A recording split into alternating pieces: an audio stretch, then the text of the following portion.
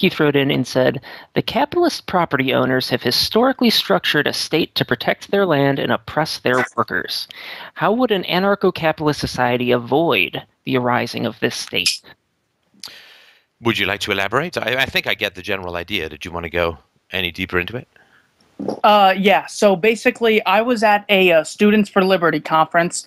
I'm like a full-blown anarcho-capitalist myself, and we had some anarcho-communists come and like bash the party, and they were talking about how capitalism is what the U.S. currently has is complete capitalism, because you first have entrepreneurs and then the state arises because they need the state to protect their large amounts of property, which they otherwise would not be able to protect themselves.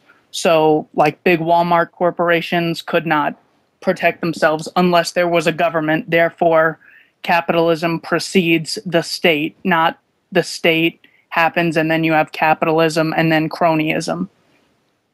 So their argument is that anarcho-capitalism was the norm at some point in the past, and then a state grew out of concentrated economic interests to protect their property, right?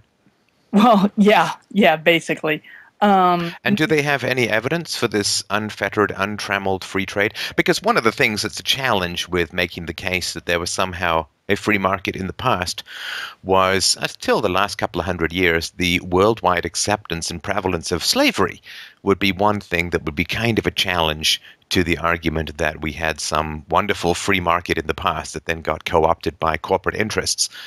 Did they provide any evidence, or was this just a bunch of words chasing a bunch of prejudices?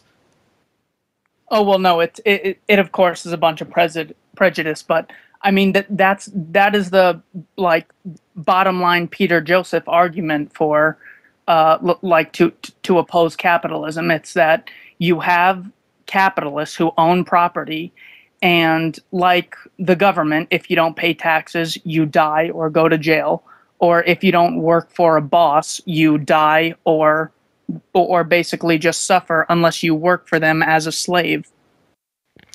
Right. So this is, I mean, I know you're just sort of repeating their arguments, but this is a lot of highly emotional trigger words for people masquerading as some sort of historical analysis, right? Oh, yeah. So yeah, if you want to be a good anarcho-communist, then the first thing you have to do is you have to commingle economic power and political power. You have to sort of pretend that they're both the same thing. You know, like if you can conflate raping with dating, then you've muddied the waters to the point where I guess your ideas seem relatively clear.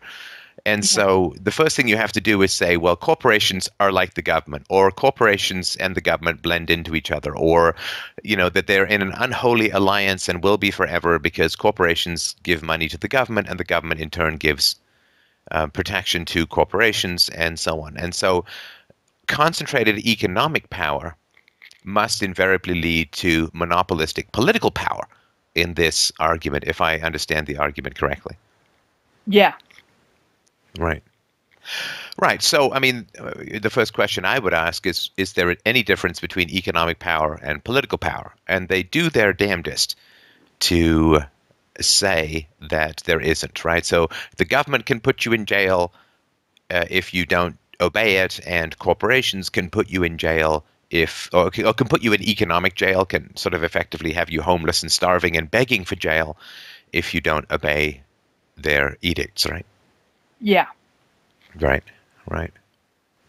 Well, I mean, I think there's a lot of challenges, I guess is the nice way of putting it, to this formulation. So I guess the first question I would have is there any permeability between worker and owner? And again, owners are workers in general and usually work harder than owners, but, you know, can you rise up? Is there social or class mobility, I guess, would be the question. Can the poor become rich? Can the rich become poor? In a free market, is there uppies and downies, right? And statistically, there is, right? I mean, they used to call this shirt sleeves to shirt sleeves in 3 generations, right? Like, so if you work a physical job like Nicolas Cage in Moonstruck, you don't wear any, you just shirt sleeves. You're in a wife beater, right? And then you tough it up for a while, but then everybody goes nuts and blows all their money and so on, right? And so there is social mobility in the free market, but of course those at the top don't like to slide, right? They don't like to go down. They don't want a lot of competition from the people who will work cheaper from them, and they don't want the possibility of being out-competed or out-innovated and so on, because it takes a lot of effort to initially accumulate a fortune, and that effort tends not to be transmitted dynastically very well without the state. So I don't know if you've heard of something called a regression to the mean. And what that means is that if you have an IQ of like 140 or 150, and your wife has an IQ of 140 and 150, you are not at all likely to give birth to a child with an IQ of 140 or 150. You're more likely to give a child, I mean, more intelligent, we would imagine, but in the same way, if you have an IQ of 80 and your wife has an IQ of 80, you're not likely to give birth to a kid with an IQ of 80. There's always this tendency to drift back towards the mean, the sort of the 100. And so the energy and enthusiasm and initiative and intelligence that is brought to bear on the aggregation of the first fortune is rarely matched by offspring, and because there's just a regression to the mean. And so in the absence of a state, it's very hard to create a dynasty, because all it takes is a couple of not so smart kids and the fortune will pretty much dissipate and so on. So everybody who wants to found any kind of dynasty knows that the best way to do it is to buy the favors of the state. And once you bought the favors of the state, and you've got the protections of the state, and you raise the barriers to entry, and so on, then you have a wonderful situation wherein you can maintain your dynasty regardless of how many idiot offspring you are more likely, compared to the initiator, more likely to have. So there is, of course, a tendency to want to use political power, and that's sort of inevitable. But I guess the closest analogy would be, well, when the state enforced the slave trade and socialized the costs of going to catch the slaves, then people used slaves. And then when the state stopped doing that, lo and behold, slaves were no longer slaves, at least not in the way that they were before. Of course, there was sort of Jim Crow and so on, but there was no slavery when the government stopped enforcing it. And that, to me, is analogous to what's called corporatism or capitalism now, the sort of crony capitalism that goes on. So when the government stops enforcing the privileges and benefits that corporations enjoy, then they will be released to the free market, and they can survive or not survive as they see fit. Now, of course, the business owners, the employees, the investors, the shareholders, they all represent concentrated economic power. But in the absence of a state, that then falls on the mercy of the voluntary choices of the marketplace. With the state, they can enforce this, that, and the other. I mean, Walmart gets, as far as I understand it, tons of subsidies, and I'm sure lobbies for particular protections, as do all companies. And of course, that's to some degree driven by overseas. Overseas companies get huge amounts of subsidies, sometimes from their respective governments, and then engage in what is sometimes called dumping, which is, of course, is shipping subsidized goods in a way that local businesses can't compete with, and so on. So I think that they have a challenge in that if you go back further and further in history, I mean, starting from sort of the 19th century going backwards, you tend to get less and less of a free market. So this idea that there was freedom and then spontaneously there arose a government, I think is not valid. And I would like to see evidence of this magical hierarchy-less society. I mean, it doesn't even have to be stateless, right? I mean, I don't think that, say, the Aboriginals in the outback of Australia were doing all kinds of anarcho-capitalism before I don't know, the market came along with the colonists. So I think that it's tough to make the case that in the past there was this big free market. It certainly is true that corporations will use, and most people will use the government to further their own economic interests. And you can reliably predict voting blocks in this way. And of course, members of a board in a corporation have a legal and fiduciary responsibility to maximize shareholder value, and if that means that lobbying does that, then that's what they have to do according to the rules of the game. I mean, if you have a rule in chess which says the queen can travel in any direction as far as she wants to go, expecting people to say, well, I'm going to limit her to 2 squares, is not particularly realistic and will end up with you getting a lot of games lost. If those are the rules of the game, then people will act within that game to maximize their own advantages. If you change the rules of the game, then saying, well, those rules will just spontaneously reemerge is a tough case to make. I mean, and also the idea that you are enslaved to somebody with whom you can voluntarily exchange value. In other words, if you're young and you want to work as a waiter, then you can go into a restaurant and you can be a waiter. The idea that that makes you a slave, I think, is quite challenging. And I think that would only really occur, that idea would only really occur to very low-skilled people or people with very poor emotional or social skills. In other words, people whose economic value is quite low. In other words, their economic options or opportunities are very small. I mean, I don't think that Brad Pitt feels like a slave because he has to go to work on a movie set because he's paid $10 or $20 million a movie, and he can basically pick whatever projects he wants to work on. He doesn't feel like a slave because his economic value is very high. If Bill Gates were to indicate that he was interested in returning from setting out mosquito netting to Africa and said, I would really like to get involved in running a high-tech company, I mean, can you imagine how many people would be like dying to get him on their board? I don't think that he would feel like a slave because he has very high economic worth or value. So I think it's hard to make the case that someone's a slave in the economic system unless they have very low economic value.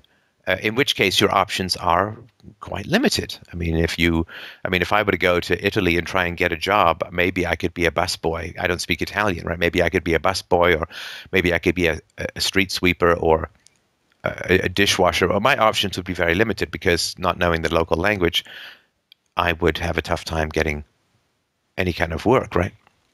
So the question then becomes, how is it that adults get into the marketplace after 12 years of government education with virtually no skills? Well, I mean, because it's the government. And they, for a wide variety of reasons we don't have to grind our way through here, they're just not motivated or interested in adding to the economic value of the young people in their care.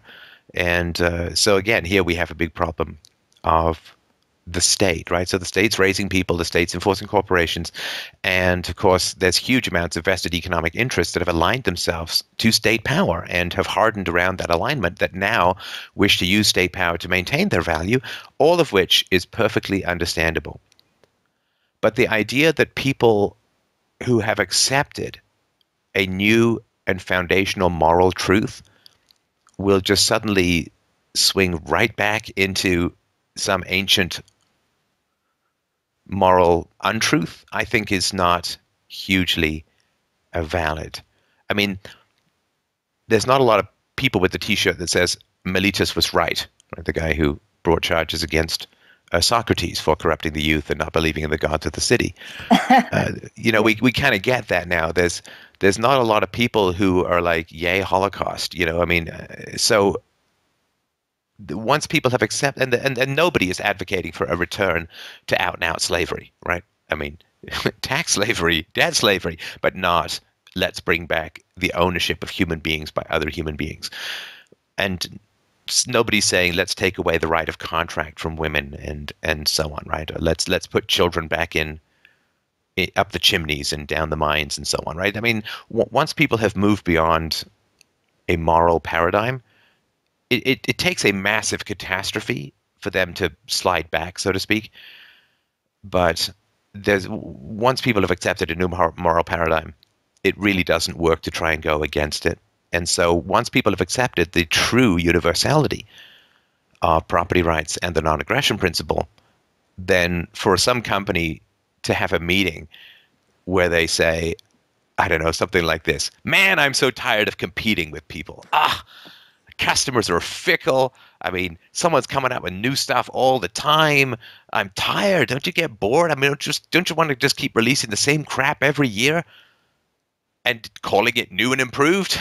Oh, wait, that's this show. So I've got a better idea. Let's fund a giant army.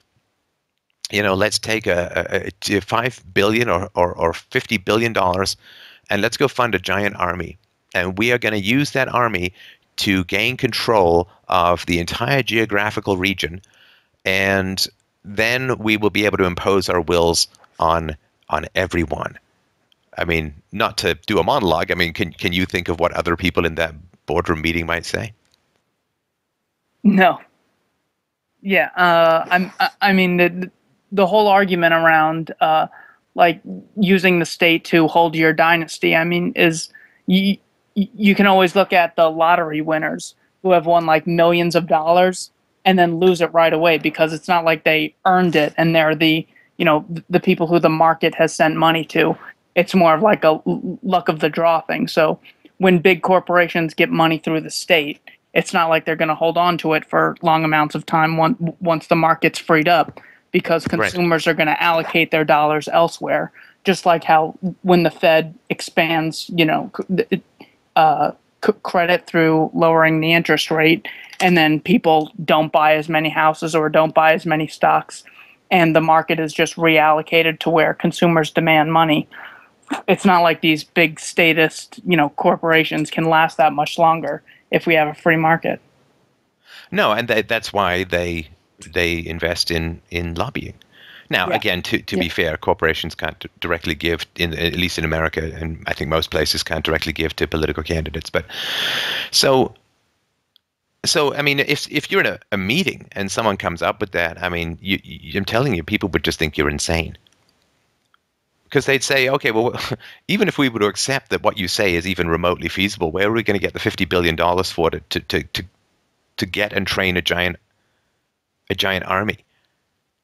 Well, it's like, we'll raise prices for our consumers. We'll charge them double for everything and invest the extra profits in an army. Well, what's the problem with that?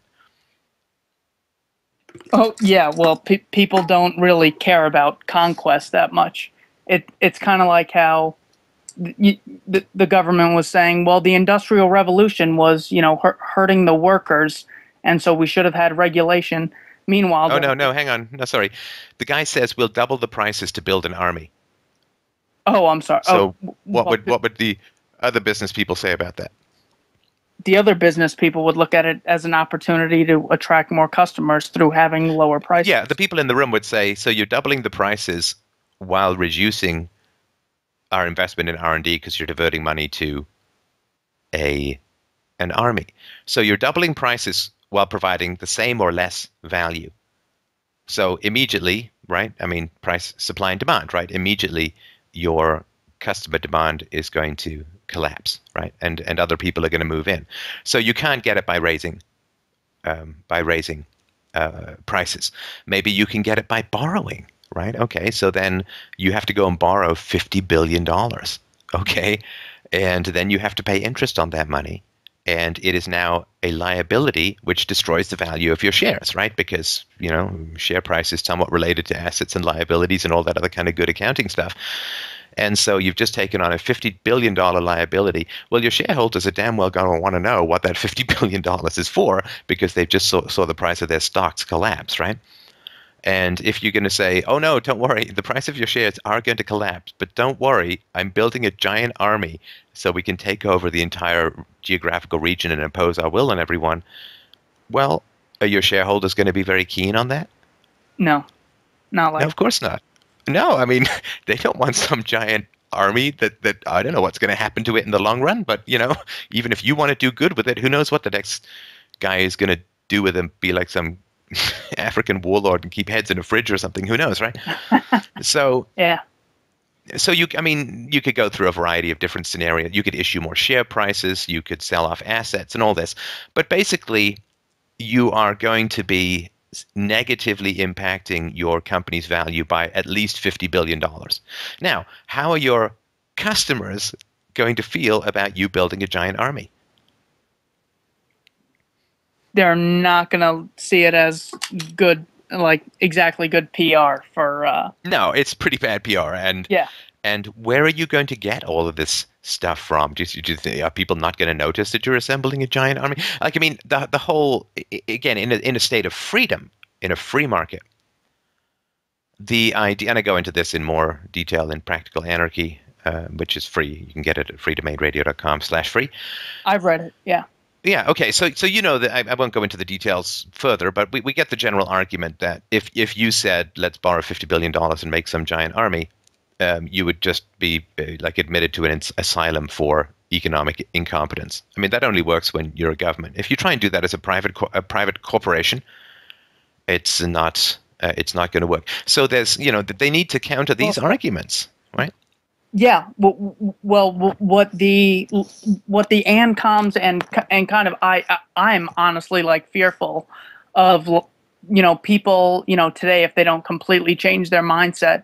If a corporation had said, you know what, I know we're private, but it looks like this other corporation is going to invade us because of our freedom and how great our products are. So we're going to have to have everyone in this area chip in just a dollar. If you don't like it, you can move, and just chip in $1 to us, and then we're going to protect you. And then that is the slippery slope into a state forming and a form of taxation arising within a geographical area. Yeah, I mean, I understand that. That to me is sort of similar to a completely free market being threatened by a slave economy. Do you think that could ever, do you think that a free market in agriculture could be outcompeted by a slave economy in agriculture? No. Well, because that's direct slavery, where you have the person working completely for the plantation owner. Whereas, yeah, it's horribly inefficient. You don't invest in capital equipment to increase productivity. You don't optimize because you've got slaves, right? So it's horribly inefficient. Slavery economically is horribly inefficient relative to the free market. And so if you have some statist country that wants to invade you, basically that is, and you have a free market in defense, that is the same as saying, well, let's have a slave farm compete with a completely free market farm. Like, it's just not going to happen. They don't just appear out of nowhere. You would, of course, want to unite the two geographical regions economically as much as possible, because, as Bastia pointed out, when goods stop crossing borders, soldiers start crossing borders. When you have economic ties, right? You'd want to set up all these economic ties. You'd want to have things would be incredibly proactive. Like, whatever issues that came up would be dealt with by dispute resolution organizations, which could work with governments as well, and they would be very proactive. And if there was any murmurings towards war and so on, I mean, I'd put my money on the free market defense organizations than I would some giant sloth-filled drafted government monstrosity of bureaucracy and coercion. I just don't think it would get very far. Sorry, you were going to say something? Oh, no, and that's why I really dislike when libertarians are called isolationists, as in, we are not isolated from China. We completely trade with them. We trade billions of dollars with them in Canada, but we don't have military there. In other words, the true isolationists are the Republicans and the Democrats, who constantly want to send military forces in there. So it really is the Bastiat kind of principle of, if goods don't cross borders, troops surely will. Yeah, and vice versa. And in terms of isolationists, the people I feel are most isolated are the victims of the drug war and other unjust government laws that are isolated in prison. I mean, that to me is much more important in terms. Isolation is just one of these, I just, now that I'm older, and I didn't really like this too much when I was younger either, but when somebody just starts throwing words around like wage slave and isolationist and racist and misogynist, and I just like, okay, so you're just basically going to push emotional buttons until you get your way, but I'm not going to pretend that has anything to do with reasoned debate.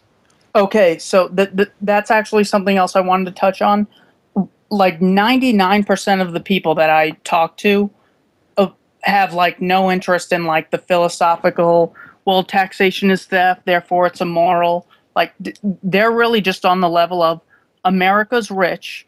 If the government takes by force from some people, those people aren't starving, therefore it's justified. We don't need to get into a philosophical argument. So it's all right to take from people who have a lot and give to those who don't have as much. How do you communicate to those people who don't care about philosophy at all? They just see on the surface a little bit of money taken, in their opinion, and then Sure. poor being. I mean, I really don't know if they truly believe the poor are being helped by what's happened since LBJ's Great Society. But assuming they think these welfare programs help the poor, how do you respond to them? Well, it depends. I mean, if they have more money, I just ask them to give me some money. Right? I mean, I'd say, well, what do you make? I say, well, that's private. It's like, well, do you make more than X, whatever I make? Oh, okay. Well, then, so you're richer than me, so give me some money. If this is a principle that you think is right and fair, then it's like, oh, well, it has to be more extreme than that. Right? So they'd sort of say that. Okay, it's okay. So then we have kind of like a sliding principle, right? So what percentage does it go from being wrong to being right? Right? So if somebody's 10% poorer, is that wrong? If they're 40%, 41, I mean, get them to understand that the adjectives do not a definition make, right? Mm. Like, take from the rich and give to the poor. It's okay. Well, who's the poor? Who's the rich? I mean, would you rather be poor now or rich 50 years ago? I'd rather be poor now. Yeah. I mean, rich 50 years ago, I mean, just look at dentistry, for God's sakes. I mean, look at chemotherapy. I mean, God, you just a chance to live through things that you never would have lived through before, right? So what is rich and what is poor? And also, so that's one aspect of it, right? To get them to people, at some point when people are trying to play the shaded game, then at some point they have to slice and dice it into incomprehensibility, right? So, okay, somebody's 60% poorer, it's moral, let's say, right? 59.9% evil, theft. 60% moral, redistribution, right? I mean, if somebody doesn't even blink an eye at that, well, then I find that to be kind of incomprehensible. Like, if people are playing that sort of game of degrees, then you have to try and start to get them to nail it down. So because this stuff has to be in law, right? I mean, you can't just sort of say, well, take from the rich and give to the poor. That's not a law. You have to say at what proportion, at what percentage, at what, does it become moral, and so on, right? So, okay, now, and of course, also then the rich take from the poor as well in a variety of ways. Sorry, you were going to say? well, yeah, and the degree game, obviously, I feel is completely legitimate in that sense. But when it comes to guys like Matt Zwolinski who say, okay, so the non-aggression principle is moral. Okay, so you wouldn't scratch the tip of my fingernail to save 100 human lives, even if I said you can't touch my fingernail. Okay, well, therefore, the non-aggression. Oh, hello. Like the non-aggression principle. Oh, I'm sorry. You just vanished and came back for a sec there, but yeah. So they play the argument of scratch my fingernail to save 100 lives. Yeah. Well, that was. Remember Matt Zwolinski? You read an article of his. How do you? Yeah. Okay. No, but okay. So real I mean, if Matt was here, then I would say to him that when he proposes taking from the rich and giving to the poor through the power of law, he's talking about a universal law that will be enacted against billions of people every day, forever. Nobody will be able to evade it. Nobody will be able to escape it, right? So he's talking about the literal enactment against billions of people for all time of coercive redistribution, right? So that's going to be 100% of people's existence. And then to counter that, he says some completely made-up scenario that never will happen about scratching someone's fingernail and 100 people dying. Like, I mean, that can't be a serious comparison. You have billions of people on one side and then one thing that might occur once every million years on the other. Like, that's just not a valid weigh scale, Does that sort of make sense? Yeah. But they legitimately think that is, like Peter Singer. You're walking across a pond and you see a boy drowning. Do you help him? therefore Social Security, Medicare, food stamps are all justified because you would help a boy out of a pond. I mean, that's Right, and literally Peter Singer's that's the argument. but that's the equivocation of taking charity and turning it into force, right? Yeah, Again, that's yeah. would you shoot someone who didn't help the boy? Oh, okay. Yeah. Right? That's the question. The moment they start, I mean, Social Security, all these cuddly words, it's like Yeah. the gun-toting teddy bear of socialism is usually not very convincing to people who think in principles, So if because the question is not should you save or should you help and so on. I think generally you should if you can, but I am not willing to shoot someone who doesn't. So is there any justification for Prohan saying property is theft? As in, if you die and you have two kidneys and you are not an organ donor, and I have two lives that can be saved by donating your kidneys against your will that you have left, is it okay for me to take the kidneys out of your dead body and save two lives? Yeah, see, I mean, again, all of this stuff is kind of nonsense. The more Well, accurate analogy is to say, is abstinence rape? oh, okay, but in reality, there are No, people. hang on. Let me just explain that one for a sec, right? So, if I have a vagina, say in my pocket, now if I have a vagina and I choose not to bestow my sexual favors upon men, then I am keeping my vagina for myself, right? Okay. And is that rape? Well, of course it's not. Of course it's not. So why is a kidney different from any other organ? See, people always want to talk about kidneys and stuff because you could theoretically give someone, right? But people always short circuit them when you start talking about, say, vaginas or butt cracks in prison or something like that, right? Well, because a Because butt crack isn't going to save a life. Where they see as kidneys, if someone dies today, even if someone dies today, they could take their kidneys by force, granted against their will, and give it to two people on the kidney list. Obviously, the reason there's a kidney list is because there's not a free market for organs and it's illegal to sell them. But either way, um, it's illegal to take a dead man's kidneys and give them to two people who could survive by giving them the kidney. So that's right. where the argument property is theft has any legitimacy, I feel. You mean if I keep my kidneys, I'm stealing somebody else's I'm saying life? I'm saying if you are dead and two other people would die, that is the only justification for a doctor taking out your kidneys after you are dead. Oh, after you're dead. Sorry, was it before or after? So, if you're not an organ donor, I'm sorry. right? Yeah. So you've died, and there are two kidneys there with you, and you're dead. There are two other people. This could literally happen today, where someone dies and their kidneys are able to be transferred, and there are two other people on the kidney waiting list. Is it okay? Right, but again, sorry, but as I think we've explained it. So, but as you pointed out, I mean, if people are paid $2,000 to offer up their kidneys after death, do you think we'd have any shortages of kidneys? Of course we wouldn't, right? Oh no! Obviously, the government is the problem by outlawing organ sales. But I'm trying to get to the to like the base of, if you have kidneys and you're dead and you don't give them to someone, is that theft? Or and then it goes to Peter Joseph's. If you have an extra room in your house and there's a homeless person, you are the cause of that person being homeless, which is obviously ridiculous. But I'm really trying to find the equilibrium between property rights and to the point where you have a duty to give another human being, as maybe Immanuel Kant would argue, you have a duty to give someone else something that you have, if it means life or death for them. Have you ever faced that situation? I have not.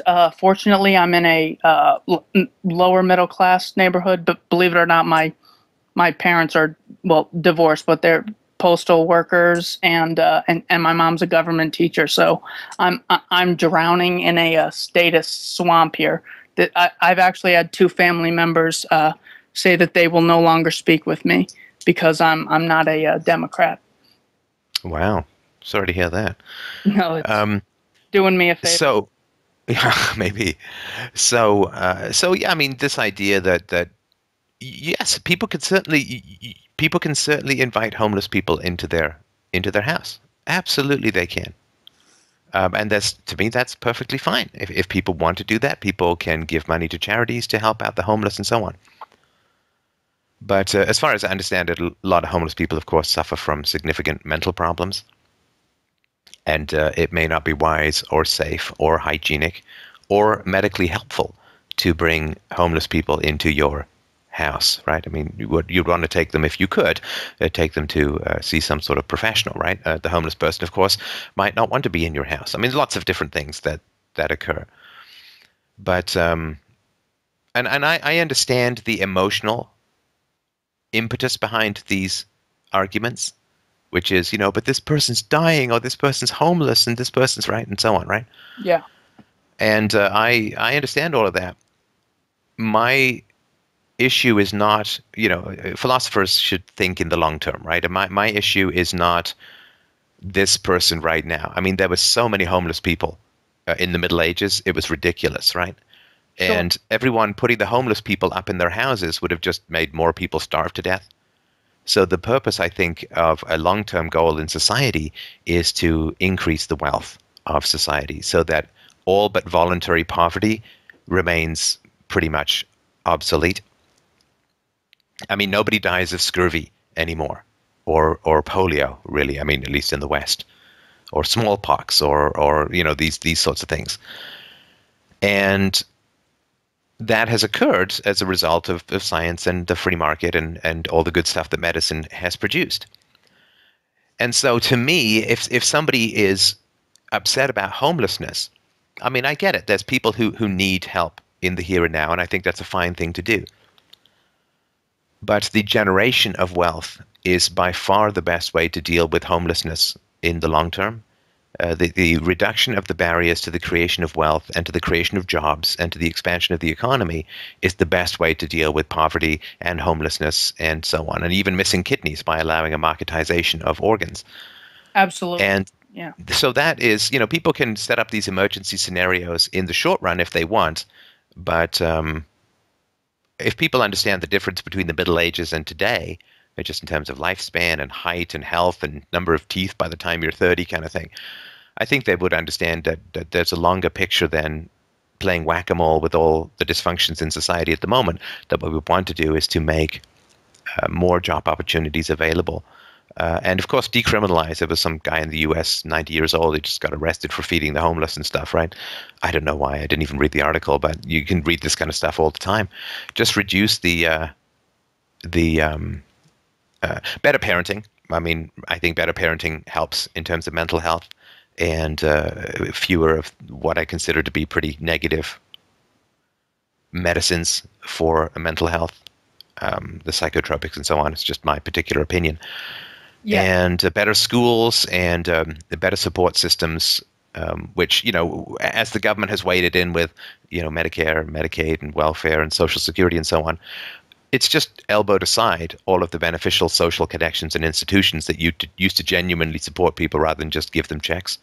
And so there's lots of things that have been displaced that have increased that.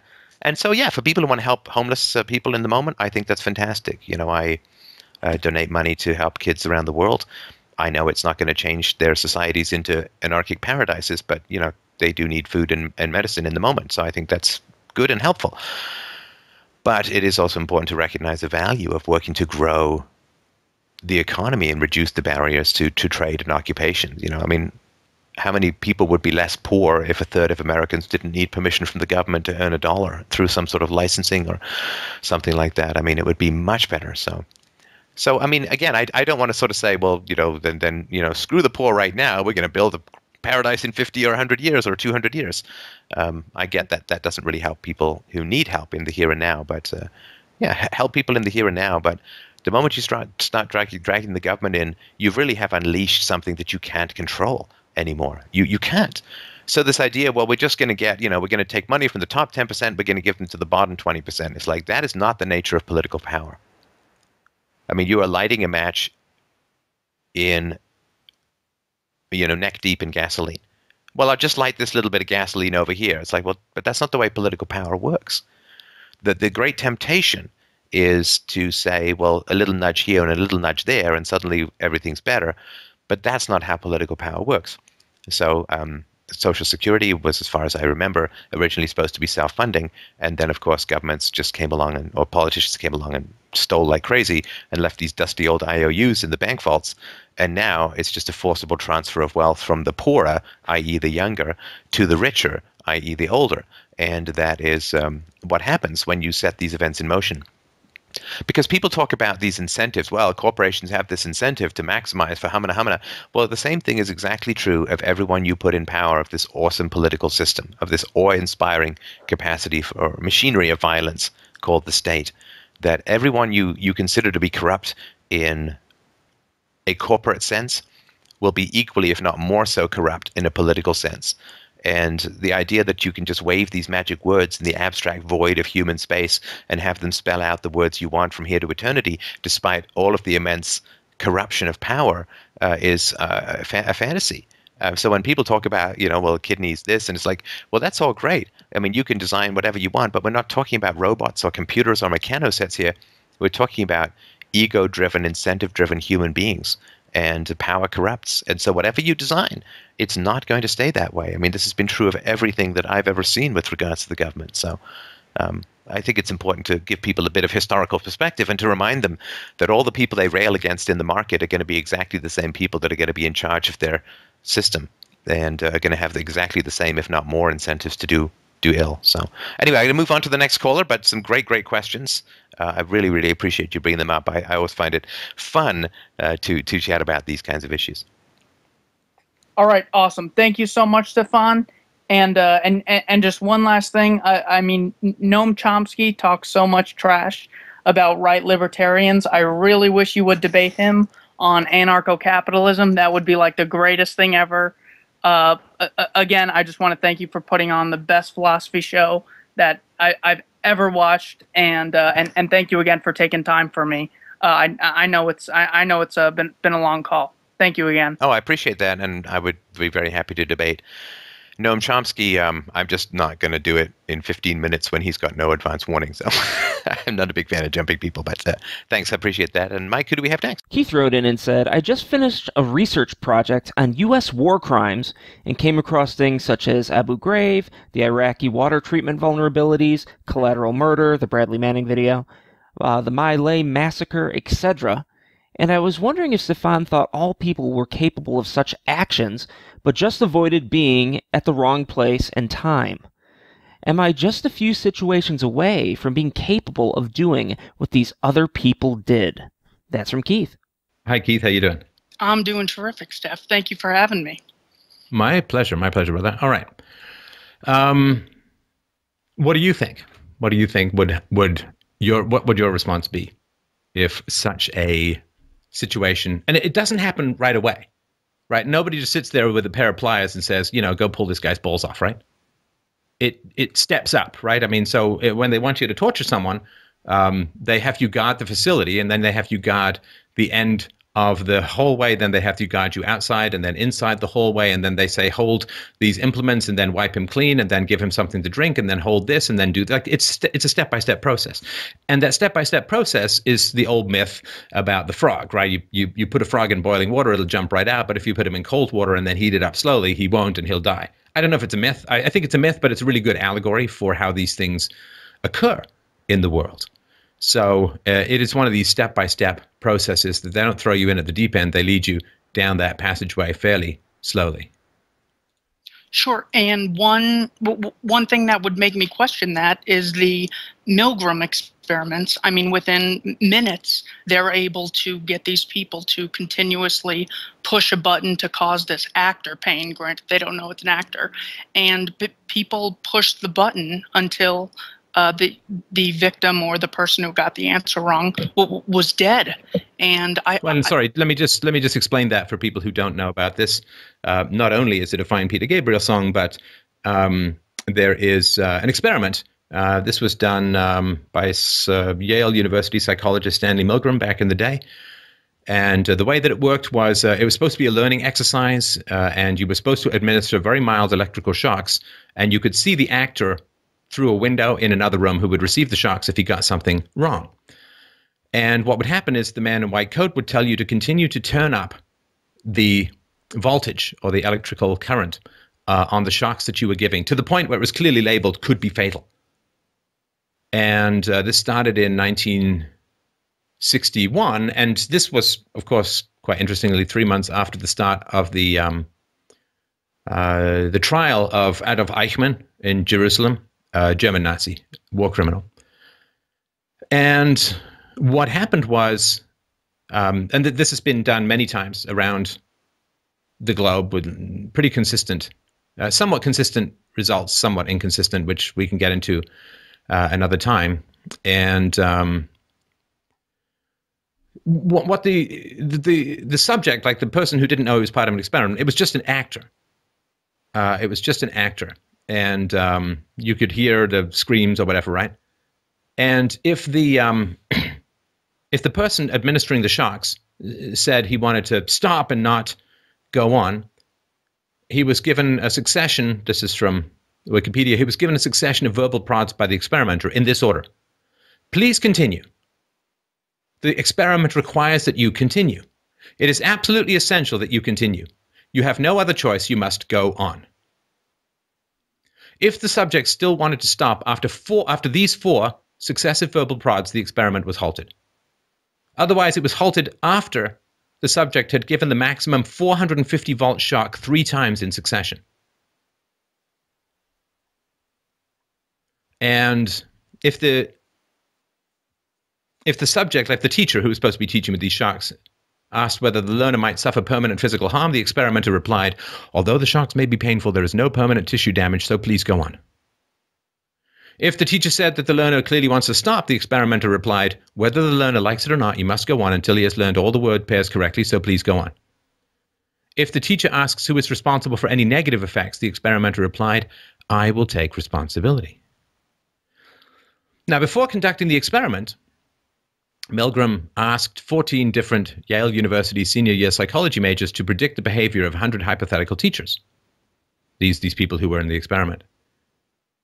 And all the poll respondents thought that maybe 0 to 3 out of 100 with an average of 1. So 1.2. They thought that only one person out of 100 on average would be prepared to inflict the maximum damage.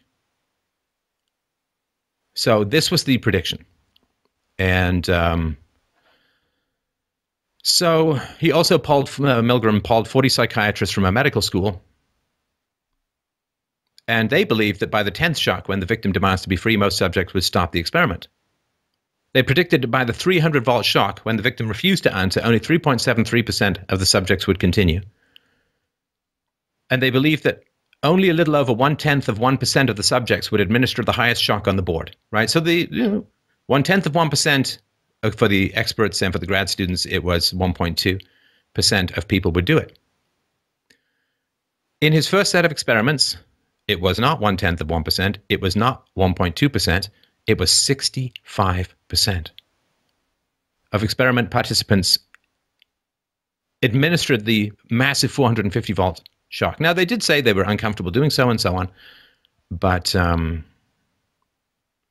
that was the surprise. And there's been a lot of repeats of all of this.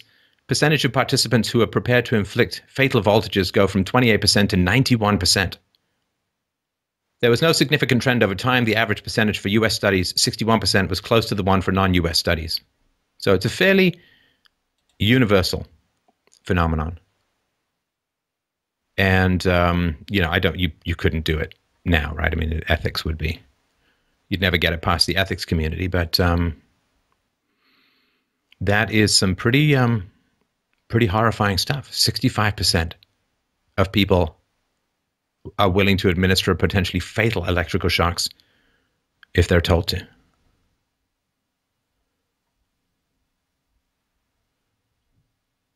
So yeah, a lot of people will do it. I don't know if they've done much work on why people don't. That to me is one of the more interesting things. Because why? Well, why? What is the 35% or 34%? I don't know. But it is a chilling experiment. And these were young people, so it wasn't like they were soldiers. You know, if you had a bunch of soldiers and maybe more used to obeying orders and so on, but I think these were mostly young students. So in 61, they would have been too old to be in the war, or too young to be in the war. So, yeah. And sorry, I just wanted to clarify something. There was a wall. I said you could see him. That was actually a wall, so you could hear. The actors would start to bang on the wall and complaining about a heart condition and all of that. After several times banging on the wall and complaining about his heart condition, all responses by the learner would cease. So, yeah, this is the power of words. Now, this should be a giant wake-up call for society as a whole.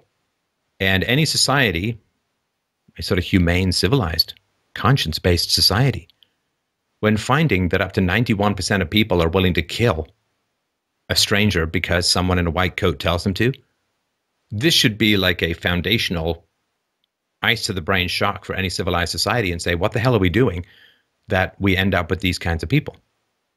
That this is where society is at. But to my knowledge, I don't think a huge amount of work has been done to try and figure out why this is the case. You know, does it have something to do with corporal punishment, hitting children to teach them, right? Causing pain to teach them. If people have gone through a lot of spankings or beatings, maybe they feel, well, using physical punishment is right and proper. Is it school where something is taken away from their conscience in school? Was there any level of religiosity that made people more resistant to these kinds of commandments? I don't know, but to me, a civilized society would stop at nothing to find out. So yeah, a lot of people will do it. And this is just in a white coat, in a respectable university, and in a war zone, or in a time of emergency. In a time of emergency, when people feel that who they are is being threatened, yeah, people will cheer on the killers. I mean, 2003, Saddam Hussein had nothing to do with 9/11, had not threatened the U.S. in any particular way. The U.S. invaded and caused the deaths of about 1 million people, like 5% of the population. That's like 15 million people in the U.S. People cheered. And even the left only fought until 2008 when Barack Obama got in, then poof, missing since 2008, the leftist anti-war movement. So these are very important questions to answer. But I'm not sure that our current society as a whole really wants to get those answers, because too much would have to change for a lot of people to feel comfortable. Well, can I offer a few thoughts? Of course. Oh, okay. So I'm thinking that the reason that the person, felt like it was legitimate or that it was okay is simply because of the I'm just doing my job, I'm just taking orders. Whereas even kids that I used to babysit, whenever they would do something bad, and they would say, Joey told me to do it. And I'd say, so if he told you to jump off a bridge, would you do it? And the kid would go, no. As in, the little kid knows that someone telling you to do something doesn't make it okay. But there's something about growing up and then someone in a white coat, in a politician's suit, someone wearing a badge, then it's okay to take orders from them. There's like just this invisible morality shield that just deflects all the immorality off of their behavior. So in other words, I think that the illusion of authority allows people to delegate their sense of morality. Do you have any thoughts on that? Well, of course, that's very beneficial for people in authority. Sure. Right? I mean, it's very beneficial for people in authority who may not have a conscience for other people to say, you'll take the moral responsibility? Sure, I don't have a conscience. I'll take the moral. I'm not saying Milgram, right? But what's really shocking to me is that what people got really upset about with Milgram was the ethics of the experiment, not the fact that they found out that most people were willing to kill other people on the say-so of someone on an authority. Oh, sure. 84% of former participants surveyed later said they were glad or very glad to have participated. 15% chose neutral responses. Many later wrote expressing thanks. Milgram repeatedly received offers of assistance and requests to join his staff from former participants. 6 years later, at the height of the Vietnam War, one of the participants in the experiment sent correspondence to Milgram explaining why he was glad to have participated despite the stress. And he wrote, "While I was a subject in 1964, though I believed that I was hurting someone, I was totally unaware of why I was doing so. Few people ever realize when they're acting according to their own beliefs and when they are meekly submitting to authority. To permit myself to be drafted with the understanding that I am submitting to authority's demand to do something very wrong would make me frightened of myself. I am fully prepared to go to jail if I am not granted conscientious objector status. Indeed, it's the only course I could take to be faithful to what I believe. My only hope is that members of my board act equally according to their conscience." So people were thankful to have found this moral weakness within themselves, which gave them strength to resist commands from authority to do things against their conscience in the future. And everyone was like, oh, this experiment was really bad, very unethical, which means revealing and inconvenient to those in power and useful to those they wish to exploit.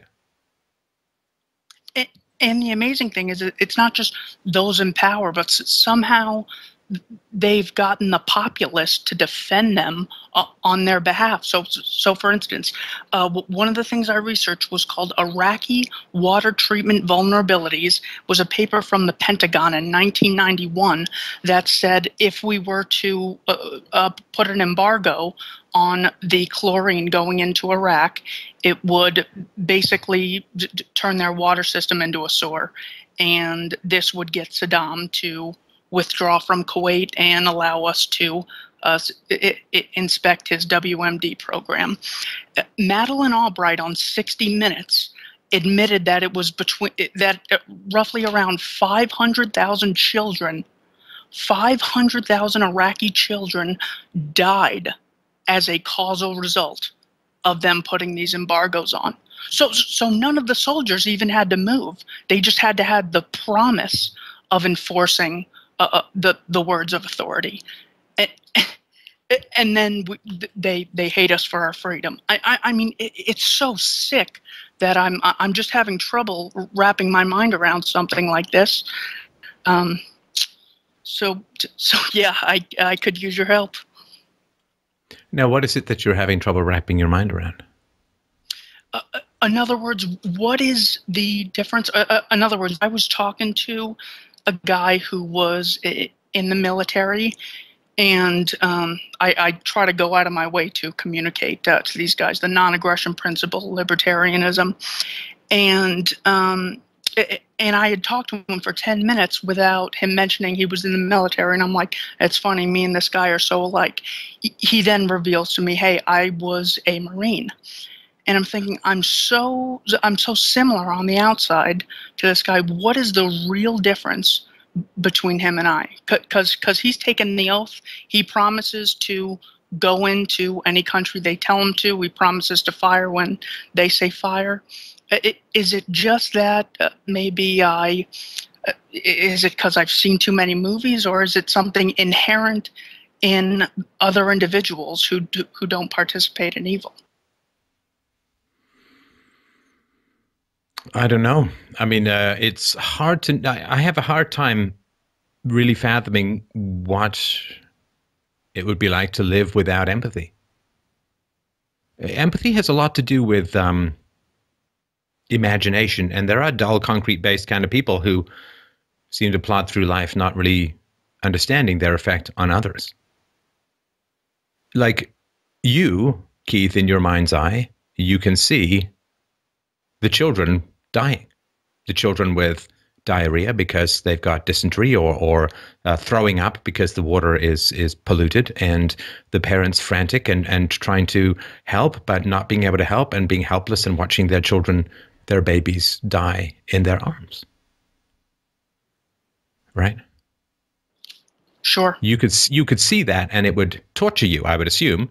If you could do something about it to stop that, you would say, even if there was a war, it's not the fault of the babies. Right? Exactly. It's not the war. It's not the fault of the children. Mike, could you just have a quick look up and see if Madeleine Albright herself has children? But if she does, then as a parent, you would have to have no connection or compassion to the children whose lives you were ending. She has 3 children, according to Wikipedia. She has 3 children. Okay. So she obviously cares about her children, but has no connection to the children that she can't see. And this is a failure of imagination. Empathy and imagination, I think, can sometimes go hand in hand, which is why a lot of artists tend to be on the left, because the left is almost a pathological level of empathy, where you can't let people suffer because it's too painful for you. And so you take away, everyone gets a ribbon and nobody fails. And right. But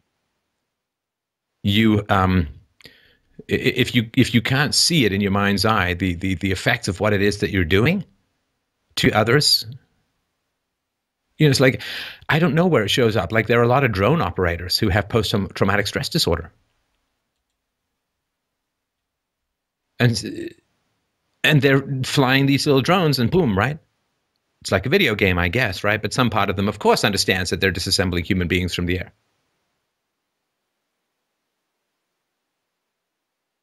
And I'm at the moment working on a whole presentation on the Middle East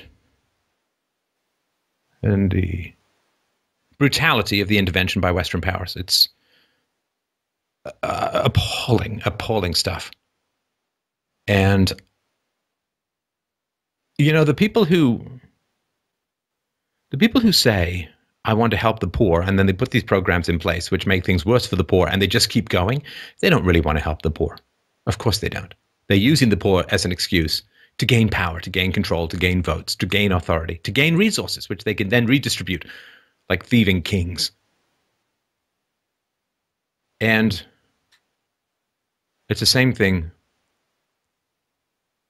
with the war on terror. There's a book called Spiral, Trapped in the Forever War. And it's by Mark Danner. And he's pointing things out that are really important for people to understand. 9/11, war on terror. All right? After nearly 15 years of war, after ground invasions in Afghanistan and Iraq, and even if we just count the presidency of Barack Obama, repeated endless nightmarish bombings in at least 7 other mostly Muslim countries. After 15 years of war, there are now many more terrorists than there were in 2001. And those terrorists are killing more people. So in the book, this is US government figures, 32,727 people were killed by terrorists worldwide in 2014. Question, Keith. What percentage increase do you think that was from the previous year? 250. It's 80% increase in 1 year. Now, from 2001, the number of people killed by terrorists around the world since 2001 has gone up 4,500%. The war on terror has vastly increased terrorism. Or at least it's coincided with it, if you don't want to go with correlation doesn't equal causality. At the beginning of the war on terror, Al-Qaeda was in Afghanistan, mostly. Now, Al-Qaeda and ISIS are either in or have affiliates in more than 15 countries.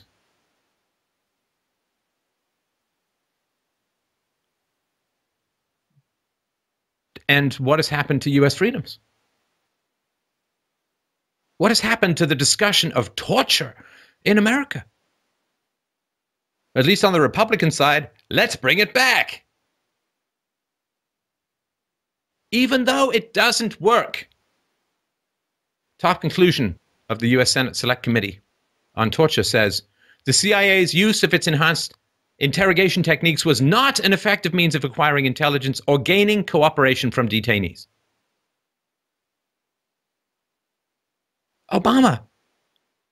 One of my shortest videos, when Obama got the Peace Prize, I just gave myself a forehead slap. Facepalm. Obama. Oh, the jug-eared beanpole Prince of Peace. Claims that he has the legal authority to kill anyone, anywhere in the world, with a drone. And he does. American citizens and non-US citizens, doesn't matter. Today, the US Senate, and they'll try again, one vote short of giving the government access to your browser history with no warrant and your searches. The NSA, the Patriot Act.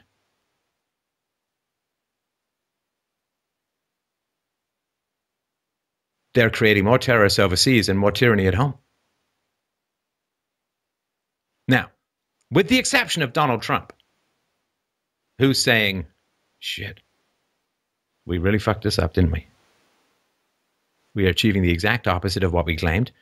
There are more terrorists now killing many more people, 4,500% increase since 2001. After, $7 trillion in short-term costs, more in long-term costs, 15 years of endless war. We are much worse off now than when we first started. Fewer freedoms at home, greater debt, and I find this very incredibly, it's painful. And I mean, it's nothing that is painful for me. But the bodies of innocent Muslims are piled to the sky. I mean, I have my issues with Muslim countries, but it is not the fault of the people who are subjected to these authoritarian regimes. And the bodies of the Muslims, and the Coptic Christians, and the others in the region, they are piled to the sky. It's estimated that U.S. interventions in wars since the Second World War have killed 7 million people. 7 million people. And killed them in the most brutal of ways. Radiation, poisoning from depleted uranium shells, white phosphorus, Agent Orange, bunker busters, cluster bombs. U.S. is the biggest arms dealer in the world. And then says, we need a powerful military because it's a dangerous world. No shit, Sherlock. You armed it and you say it's dangerous. Funny. If the police give a lot of weapons to the mafia, they can then claim that they need to clamp down on the population because there's a really dangerous mafia out there, don't you know? Omar Mateen in Orlando, a brutal murderer, a terrorist, said, I'm doing it because you're bombing my country. I can't imagine. They dropped more bombs, North Korea and Cambodia, than were dropped all throughout the Second World War. The bombings that go on in the Middle East are, I have a good imagination. They are beyond what I can conceive of. Just what is going on over there in the bombing. And what does this do to the conscience of the country? What does this do to our capacity to process horror and to tell the truth? According to some calculations, since the United States was founded in 1776, there have only been 21 calendar years in which the US was not involved in any wars. out of what, 240 years, there's only 21. It's 5% of the time. 5% of the time. America's not involved in a war. And five of those years were 1935 to 1940, when there was isolationism and a Great Depression.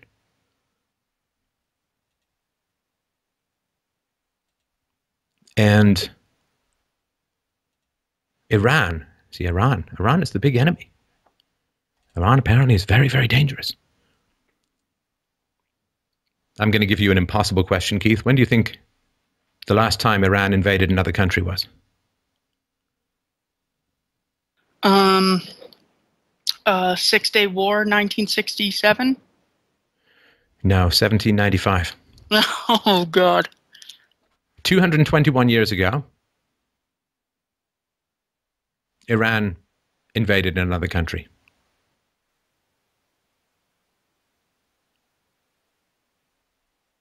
And Iran is the big danger, apparently.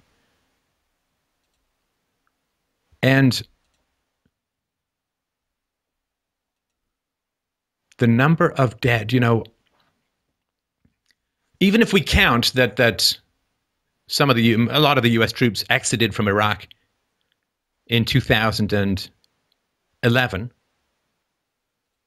that means that America had been invading or bombing Iraq for 20 years, for 4 presidencies. They have been bombing or invading Iraq. Or, as you say, corrupting the water supply and causing the deaths of 500,000 Iraqi children. Which Secretary of State Madeleine Albright, who we referred to, said, "I think this is a very hard choice, but we think the price is worth it." Because you're not paying, you cold-blooded, blood-soaked witch. And then in 2010, Obama awarded her with the Freedom Prize. And now she's coming out and saying there's a special place in hell for women who don't back up other women politically. Yeah. Well, I think the special place in hell is certainly something I've thought about with regards to that woman. It's incredible. And you mentioned that more bombs were dropped on Vietnam, Laos, and Cambodia than all of World War II combined. And then Henry Kissinger wins the Nobel Peace Prize back then. I mean, yeah. What is this? I mean, are we facing people that are, in other words, do you and I know this and the CIA know this and they're too stubborn or stupid, or are we dealing with conspirators, people who are intentionally attempting to live I don't know. See, of others? I'm sorry to interrupt, Keith. All we can do is speak the truth. I don't care to descend into motives because I can't conceive of it. So there are 7 developing Islamic countries which the U.S. military recently has attacked or invaded, at least since 9/11, or funded attacks therein: Syria, Iraq, Afghanistan, Libya, and Yemen. And in Pakistan and Somalia, pretty unstable. Now, those 7 countries, 5 huge setbacks.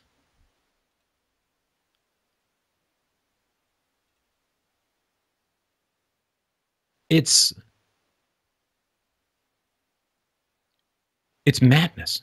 Do you know, when the head of Egypt in the mid-19th century first went to Europe, he loved it. He loved European civilization. He wanted to bring it back and grow his country into a quasi-European power. Why? Why did it have to be like this? Why?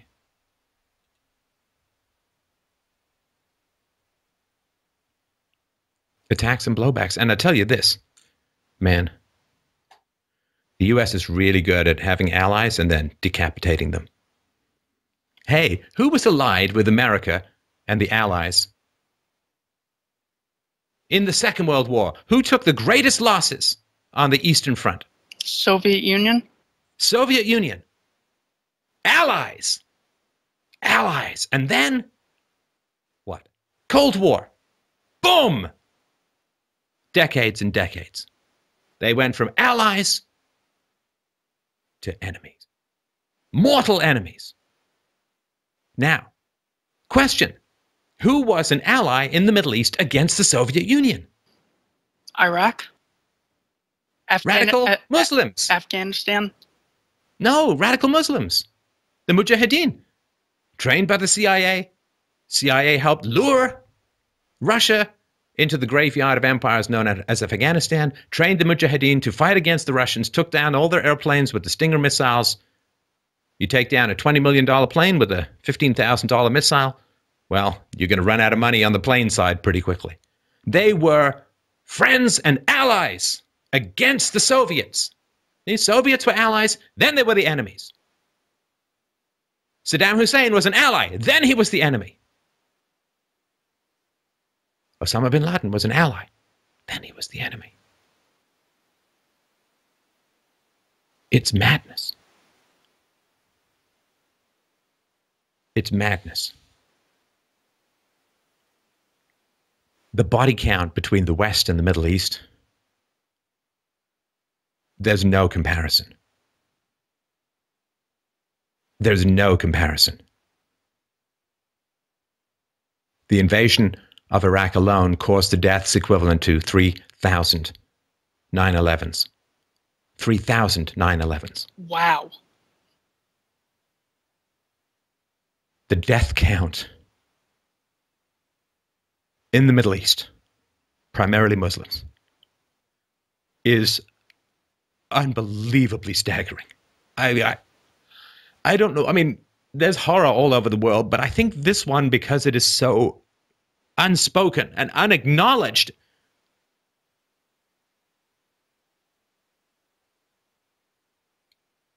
I remember seeing, and I've mentioned this on the show before, but I remember seeing a picture of a Muslim man crawling into the ground to hug the tiny coffin of his child. He couldn't get out of the grave.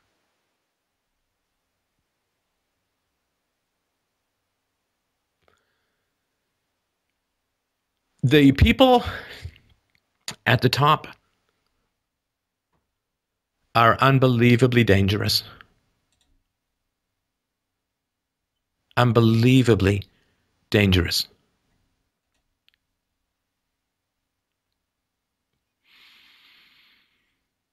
They say Syria is involved in a civil war. That's bullshit. Syria has Western-backed insurgents invading the country.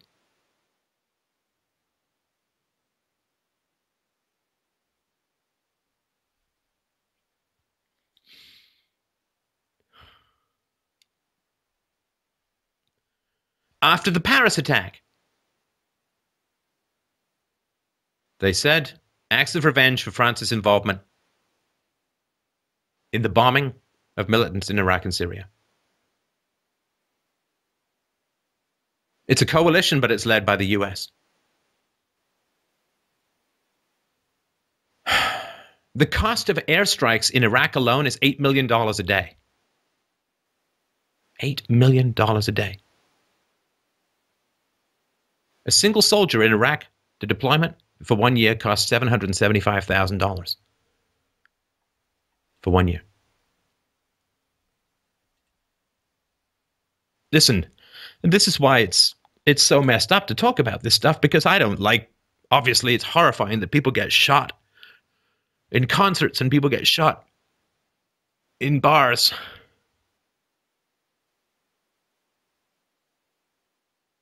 But the death count is not even close to proportional. And this is just people in the Middle East killed by Western powers.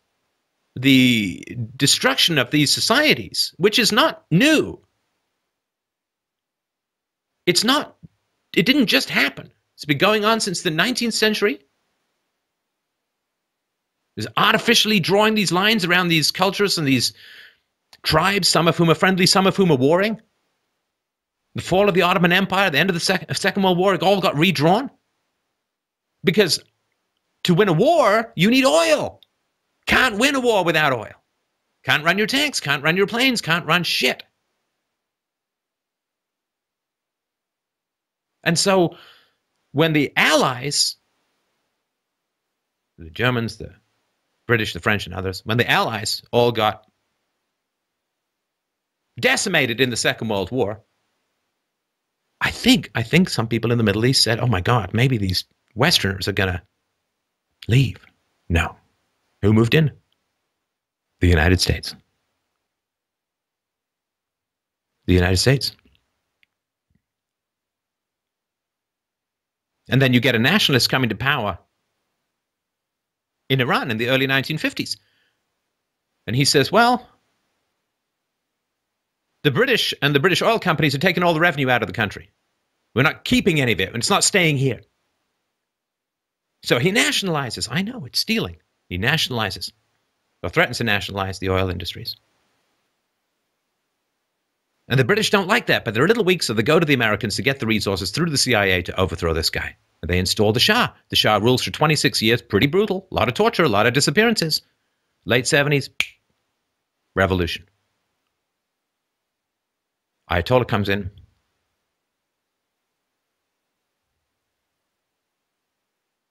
Sharia law takes over.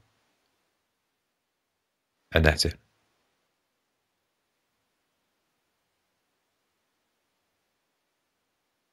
Do you know that in the 70s, the U.S. government tried to come up with a definition of terrorism that they could apply in terms of understanding it from a standpoint of international law? They could not find any definition of terrorism that didn't almost perfectly describe their foreign policy.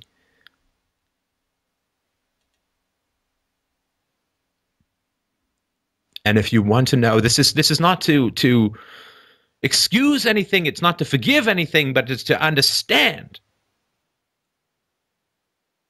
that the anger that the Americans felt on 9/11, picture that multiplied thousands of times in the Middle East. That was one terrible day. In Iraq, it was 10 fucking years. And what did they do? What did they do?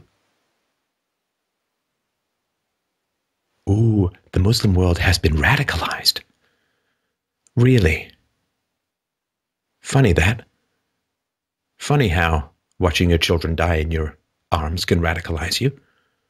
Funny how every time an airplane sound is heard in the sky, you wonder if it's going to be your last 10 seconds on Earth. Wonder if you're afraid to congregate for a wedding. Wonder if you're trapped in a society where the best and the brightest have all fled. And there's no infrastructure, and there's no jobs. There's no stability. There's no sewers. There's no medicine. Funny that.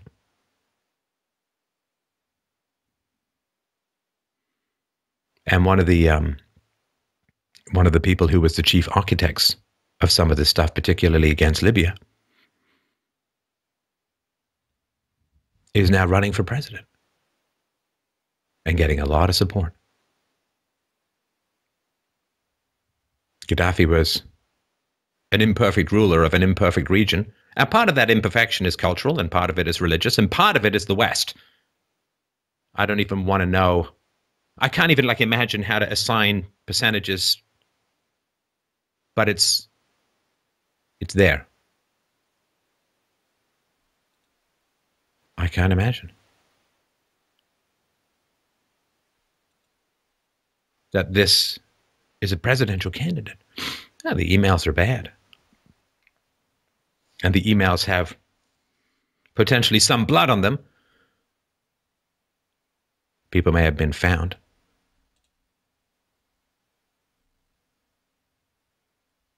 I'm with her. You know who's saying that? The grim fucking reaper. Oh, I'm with her. And I'm taking my scythe through the Middle East and cutting down Muslims and others by the hundreds of thousands.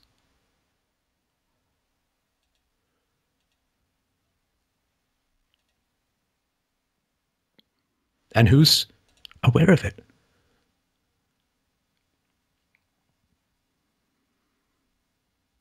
You know how much trouble Bill Clinton got into for leaving a little stain on Monica's blue dress? Yeah, well, lying about it got him impeached. They voted for impeachment. Right. Now, can you imagine being in the Middle East during this time frame? I guess by this time, certainly the bombings, the sanctions against Iraq had been going on for some time. Can you imagine the Middle East reading American newspapers and saying, that's the stain you're concerned about?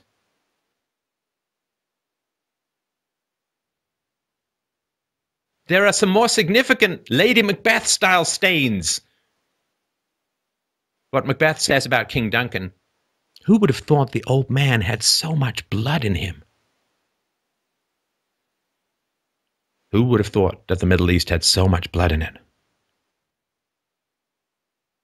I hate that we don't even see it. I want a better life for everyone in the world. It's a crazy dream.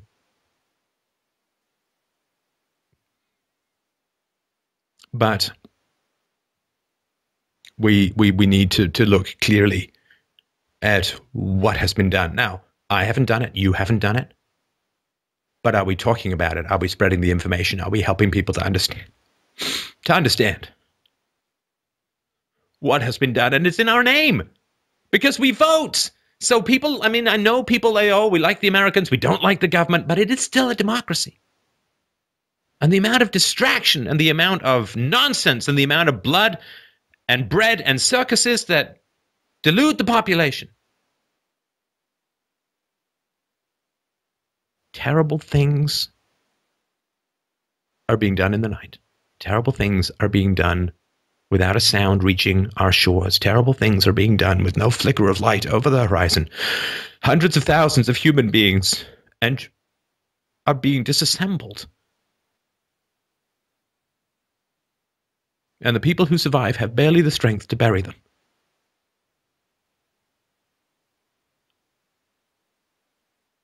And who will pay? Who is being held accountable? Who is being held responsible? Who is even aware of these things? There will be no reform when people are fighting for their lives. There will be a coalition and coalescing of hatred and fear and rage.